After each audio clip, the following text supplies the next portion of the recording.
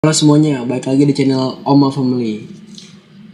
Terima kasih buat kalian yang udah klik video ini, dan yang baru bergabung harap di subscribe dulu dan aktifkan loncengnya agar mendapat notifikasi terbaru dari video Oma Family. Jadi di video kali ini kita akan menceritakan salah satu trip horor dari Twitter, yang cerita itu mengisahkan 6 orang mahasiswa yang berkemah di pegunungan. Oke, bisa langsung dengerin aja ceritanya. Ini dia ceritanya.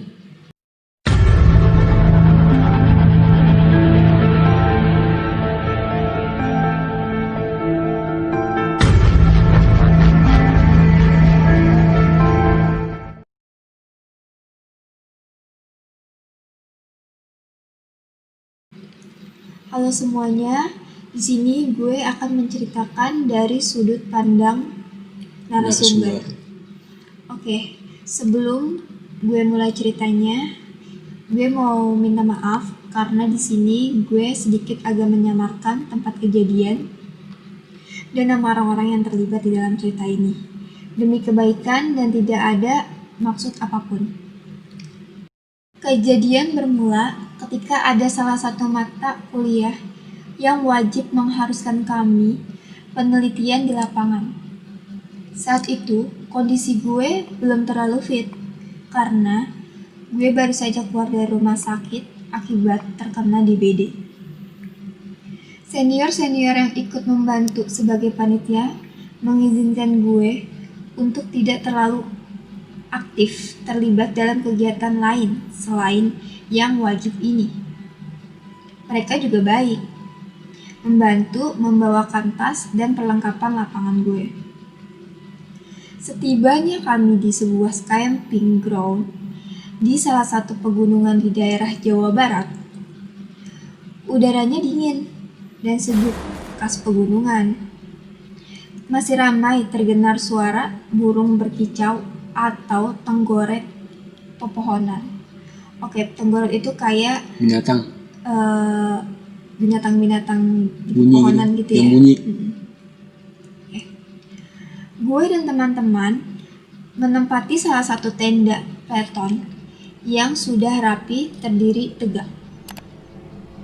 Barang-barang kami letakkan sesuai posisi tempat beristirahat.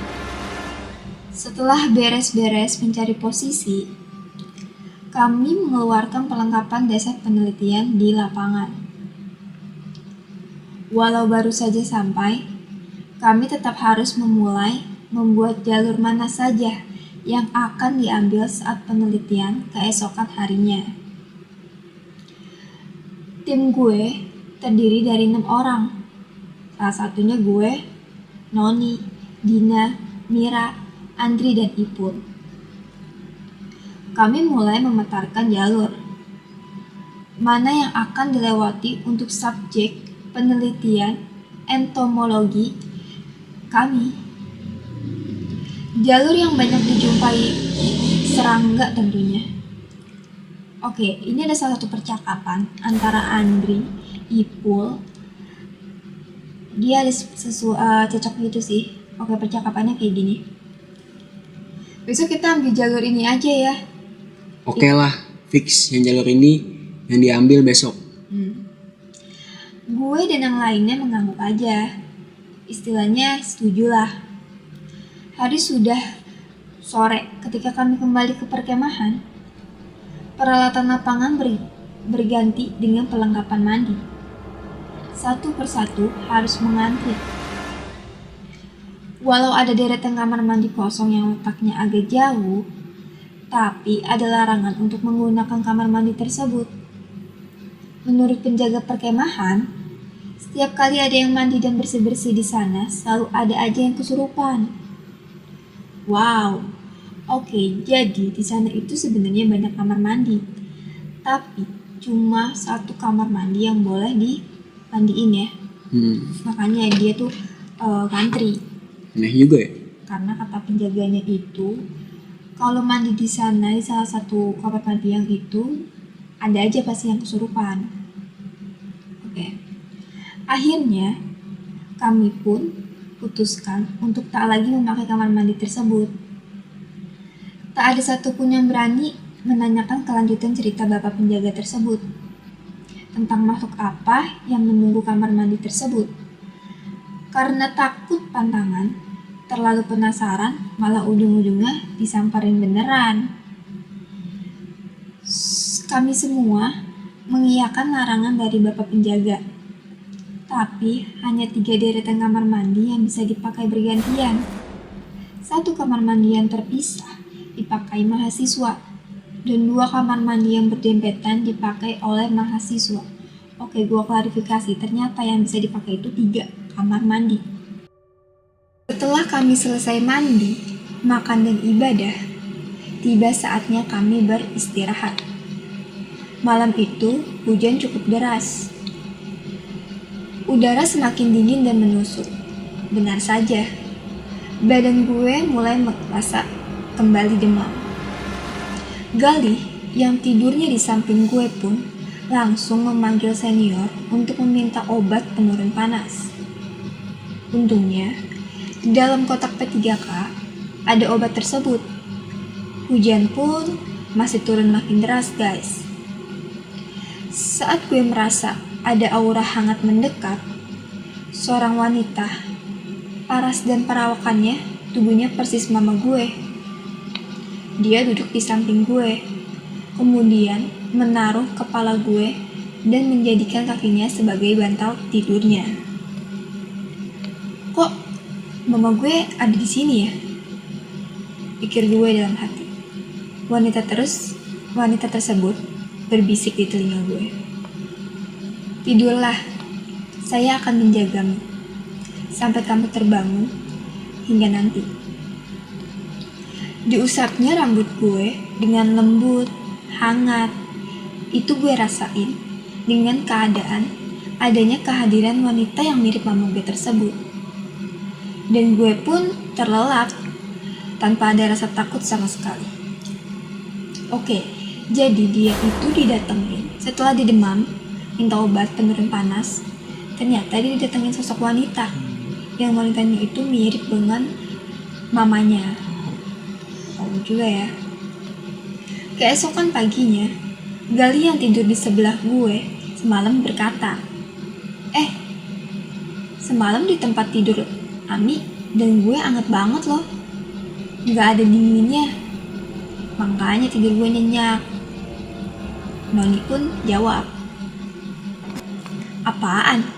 Semalam kan cipratan air hujan masuk gara-gara jendela kebuka pas ketiup angin kencang. Si Gali ngomong lagi, mana ada? Gue kering-kering aja tuh, gak ada kebasaan. Iya kan, Mi? Iya bener. Dia nanya Ami. Gue pun bilang, iya, semalam gak ada cipratan air kok, anget lagi udaranya. Gue aja bisa tidur nyenyak. Oke. Jadi ini ada yang janggal juga sih. Dari si Gali, Ami, Noni, dan si Vivi ini juga agak aneh ya. Karena mereka berpendapatan yang satu dingin, berbeda. Satu dingin kena cipratan air, yang lainnya tuh enggak hangat. Serem juga sih kayak gitu. Oke. Jadwal penelitian pun dimulai. Kami, tim entomologi, melalui jalur yang sudah dipetakan kemarin. Menjelang sore, saat kami berencana kembali ke perkemahan, hujan deras kembali turun. Karena jalanan licin, kami harus saling berpegangan agar tak tergelincir dan jatuh. Saat gue tengok ke belakang, kami tidak mendengar berenam saja. Ada rombongan lain di belakang kami. Gue coba memejamkan mata sekejap, takut penglihatan gue salah. Tapi ternyata rombongan itu masih ada. Rombongan tanpa wajah, memakai pakaian lapangan lengkap dengan khas ketika kita akan ke daerah pegunungan. Wow, ini ada percakapan lagi dari si Vivi, Mirah, Ipul. Percakapannya kayak gini. Vivi, Buruan yuk jalannya, feeling gue gak enak nih. Si Mira jawab, jangan mulai deh. Sumpah bulu kuduk gue merinding tiap kali lu bilang feeling lo gak enak. Ya maaf deh, kan bukan kemauan gue. Bisa lihat yang gak bisa kalian lihat. Oke, udah, kata si Ipul.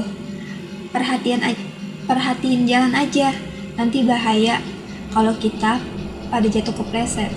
Oke, jadi si Vivi ini ternyata bisa ngeliat apa yang orang lain itu gak bisa lihat. Oke, kita lanjut lagi. Kami pun berjalan dalam diam sementara hari bertambah gelap. Sosok-sosok tersebut pun masih mengikuti kami di belakang rombongan. Wow, tiba-tiba mereka menghilang saat kami hampir tiba. Bersyukur kami tiba di tenda dengan selamat. Malamnya, kami sibuk berdiskusi mulai dari temuan-temuan serangga di jalur kami hingga membahas rombongan tak kasat mata yang gue lihat tadi. Ada percakapan lagi dari si Andri dan Noni. Andri, perasaan gue juga gak enak tadi, tapi gue takut salah ngomong, terus nanti ada yang tersinggung. Noni, udahlah, gak usah dibahas. Nanti kata Vivi kan emang suka pada sensitif kayak gitu. Jangan ngundang-ngundang deh. Percakapan pun kami sudahi dan bersiap untuk istirahat. Di hari ketiga, di lapangan, kami lalui tanpa hambatan yang berarti. Malamnya ada acara api unggun. Dan kembali lagi, hadir rombongan tanpa wajah. Wow, seru banget. Jauh di belakang kami yang sedang mengelilingi api unggun. Siapa yang mereka sebenarnya? Gue pun bertanya dalam hati. Kemarin ada cewek kayak nyokap gue. Sekarang ada rombongan tanpa wajah. Udahlah, pikir gue, jangan terlalu dipikirin. Terlalu kepo gak baik. Gue pun mengingatkan diri gue sendiri. Pagi harinya, rombongan kami kembali bertolak ke kampus di Jakarta.